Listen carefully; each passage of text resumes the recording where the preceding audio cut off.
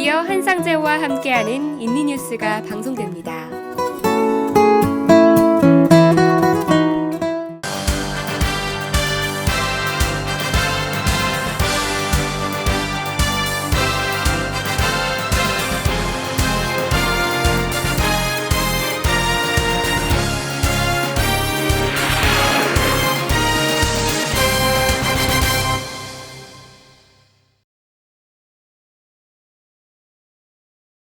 시청자 여러분 안녕하십니까? 한상재입니다. 지금부터 7월 15일 한상재와 함께하는 인도네시아 주간 뉴스 브리핑을 시작하겠습니다.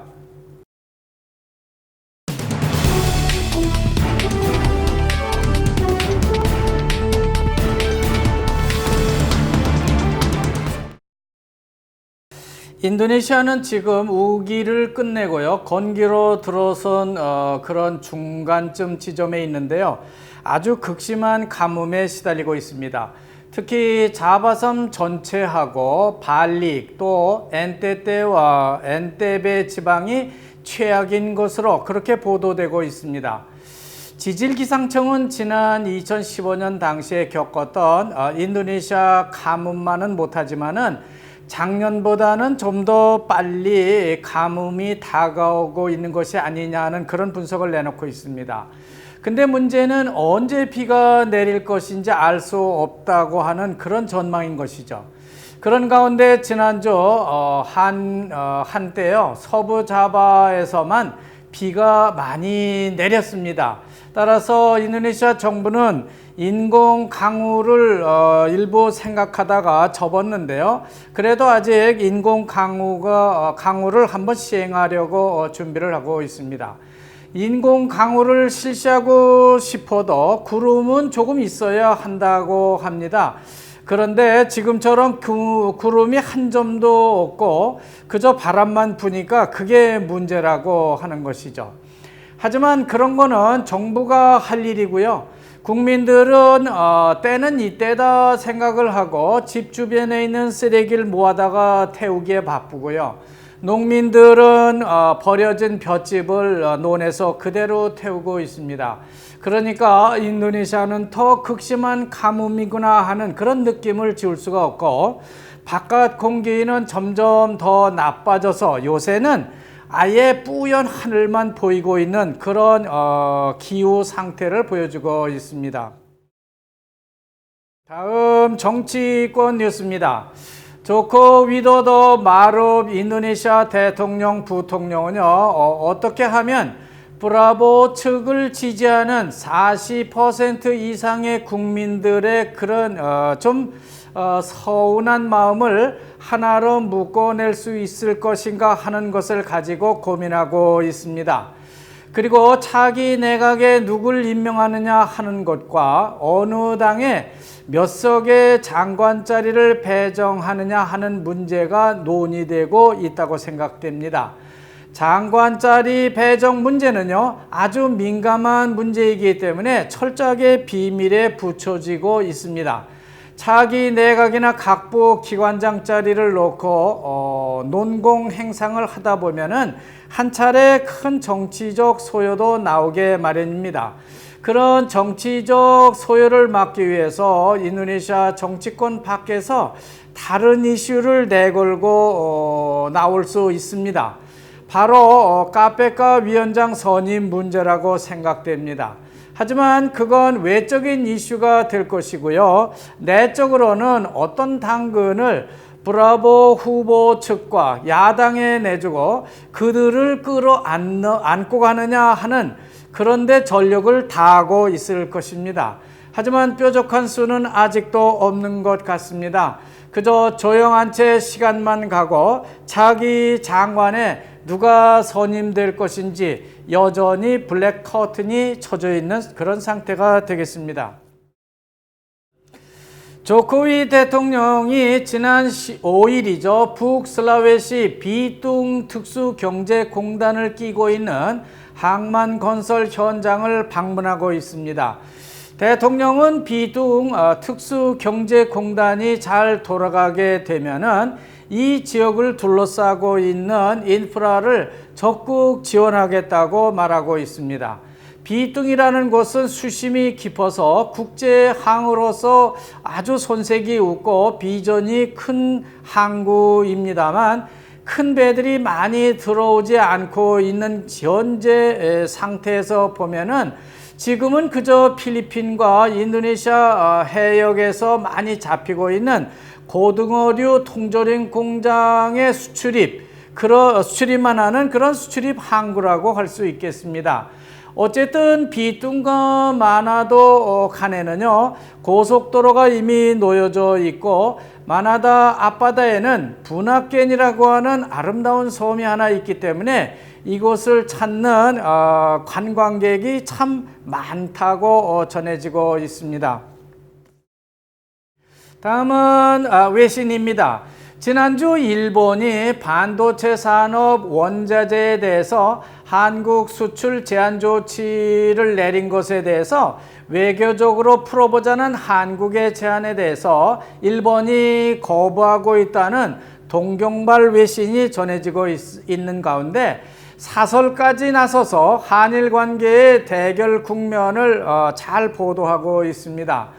문재인 정부가 아베 수상의 정치적 목적에 따라서 2차 세계대전 당시에 끌려갔던 징용자들에게 개별적으로 보상을 하라고 내린 한국 대법원의 판결도 문제는 문제지만은 그 판결에 따라서 한국 소재 일본 회사의 자산을 압류하는 조치에 대해서 일본이 보복을 하고 나온 것이 아니냐 하는 것도 문제가 되겠습니다. 한국은 이것을 보복으로 이해하고 있지만은 일본은 그렇지 않고요. 한국이 그런 주요 전략적 원자재들을 수입해다가 몰래 북한으로 빼돌리고 있는 것이 아니냐는 그런 의혹을 제기하고 있습니다. 따라서 일본은 한국을 수출 통제 면제 국가 그룹에서 수출 통제 국가로의 지위를 하위 변경하는 그런 것이라고 반박을 하고 있습니다. 하지만 일본은 한국과의 외교적 논의를 거부하면서 수출 제한 조치에 대해서 합의를 하거나 어떤 내고를 하지 않겠다는 그런 입장을 유지하고 있다고 하는 것이 되겠습니다. 그렇지만 한국은 합의나 내고를 하지 않겠다고 하는 일본에 대해서 세계무역기구 즉 WTO에 제소를 해서 해결을 해보자 하는 의지를 보이는 동시에 국내적으로는 일본 상품 불매 운동을 전개하는 등 반일 민족적 감정을 부추기고 있는 것으로 보여지고 있습니다. 미중 간의 무역 전쟁도 큰 문제인데요. 이렇게 한일 간의 합의 접점을 찾지 못하고 있는 것을 목도하고 있는 인도네시아 사람들은요. 제3자적 입장으로 정리를 하고 있는 것을 볼 수 있습니다. 일본이라든지 한국 어느 쪽 편도 들 수 없다고 하고 있는 것이죠. 그렇지만 결자해지란 말이 있는 것처럼 우리나라 문재인 정부가 문제를 제기한 것이니까 문재인 대통령이 먼저 직접 나서서 이 문제 해결을 해야 할 것으로 그렇게 판단되고 있습니다. 다음은 경제정책을 한번 살펴보겠습니다. 인도네시아 재무부 장관은 수출을 하고도 외국환, 그러니까 달러를 국내로 반입하지 않는 수출 기업들은 일정한 벌칙금을 매길 것이라고 발표하고 있습니다. 석탄과 같은 광물을 수출한 업체라든지 목재나 혹은 수산물 수출 업체가 수출을 한 대금을 달러로 외국 어디에다가 그냥 두고 국내로 반입하지 않는 그런 경우에 벌과금을 먹이겠다고 하는 겁니다.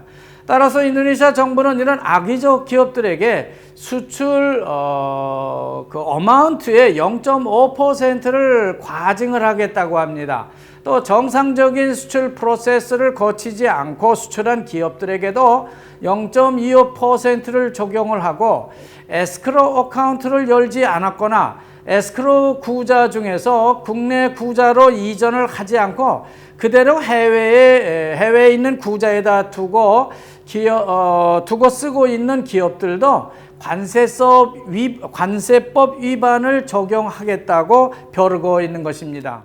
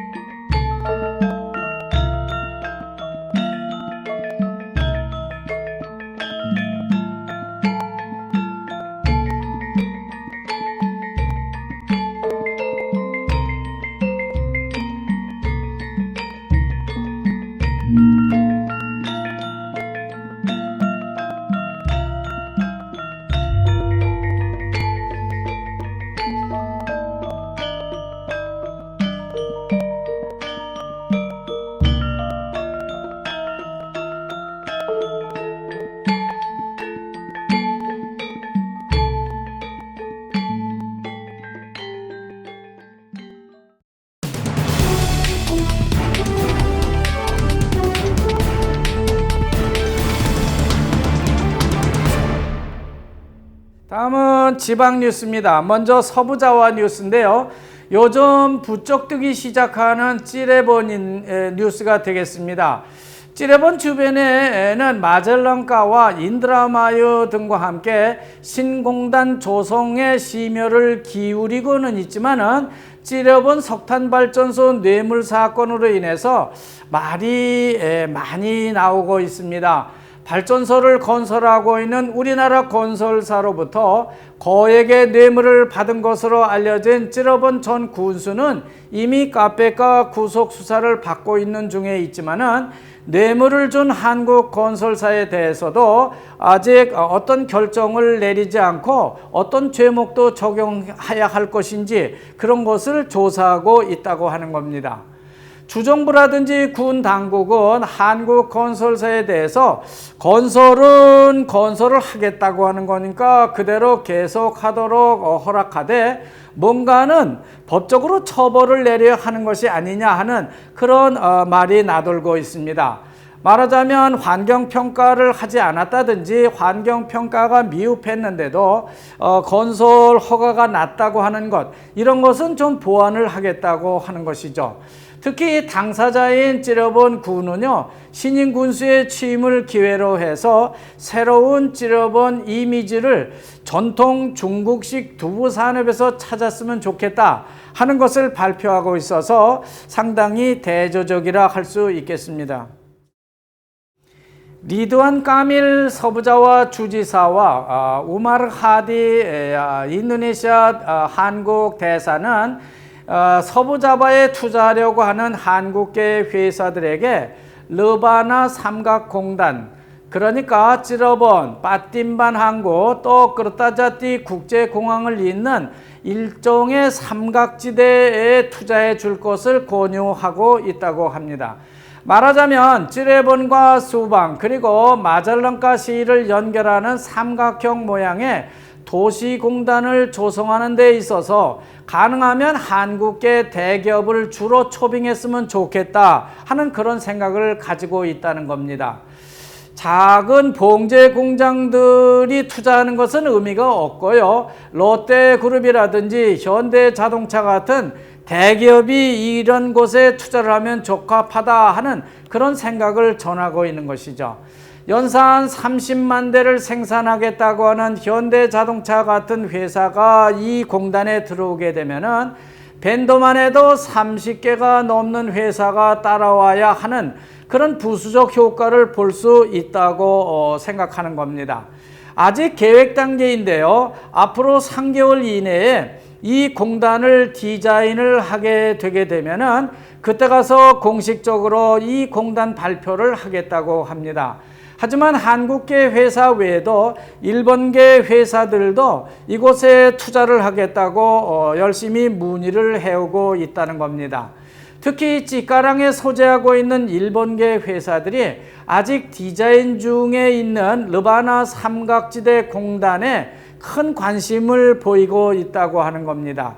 지금 현재 인도네시아에는 모두 1,800개에 달하는 일본계 회사가 있는데 그 중에서 700개 회사가 서부자와 주에서 가동을 하고 있어서 이들이 삼각공단으로 이동할 준비는 충분하다고 그렇게 말하고 있습니다. 자카르타시가 지금 시행하고 있는 자동차 번호 홀짝제 시간을 지난 아시안 게임 때처럼 아침 6시부터 10시까지 그리고 저녁에는 4시부터 밤 8시까지 연장을 하게 되면은 무슨 불편이 있는 것인지 그것을 각 분야별로 검토를 했다고 합니다. 화물 트럭이라든지 자동차 등 일반 시민들의 불편까지 자세히 조사를 했다고 하는 겁니다. 지금보다 홀짝제 시행 시간을 좀 더 늘리게 되면요, 당연히 시민들의 불편함이 그만큼 더 증가하겠지만은 그 대신 지금과 같은 아주 극심한 교통 혼잡은 좀 더 줄일 수 있다고 보고 있습니다. 그렇기 때문에 일반 시민들은 무조건 좋다는 반응을 보이고 있는 반면에 화물 트럭이라든지 자동차를 가진 시민들은 불편함을 아주 크게 호소하고 있습니다. 어쨌든 자카르타 시 당국은 시간을 좀 더 연장할 것으로 생각됩니다. 홀짝제에 대한 시민들의 불편을 조사한다고 하는 것은요, 단지 그들이 명분을 쌓기 위한 하나의 명분 쌓기라고 볼 수 있겠습니다. 결국 자카르타 시 당국은요, 아침부터 저녁까지 하루 종일 홀짝제를 하기로 결정을 하고 지난 주말부터 그 시행에 들어가기로 결정했다고 하는 것입니다. 홀짝제에 상당한 주의를 해야 될 것 같습니다. 보고르 소식입니다. 지난주 수요일 보고르시 외곽고속도로 공사장에서 큰 교량 추락 사고가 나는 바람에 보고르 일대의 교통이 거의 마비되고 말았습니다. 센트럴 슬라탄에서 나가서 보고르와 빠룽 쪽으로 가는 조르라고 하는 고속도로 공사장에서 인부들이 교각 시멘트 상판을 올리다가 그만 그 상판이 떨어뜨리는 그런 사고가 발생했다고 하는 겁니다. 이 사고로 다행히 인명피해는 나지 않았지만은 아직까지도 보고르시 전체가 극심한 교통체증에 시달리고 있습니다. 당분간 이 지역 조르 고속도로 공사를 중지는 하고 있으나 상당한 시일이 요구되고 있습니다. 자, 그럼 금주 주간 뉴스 브리핑은 여기서 마치도록 하겠습니다.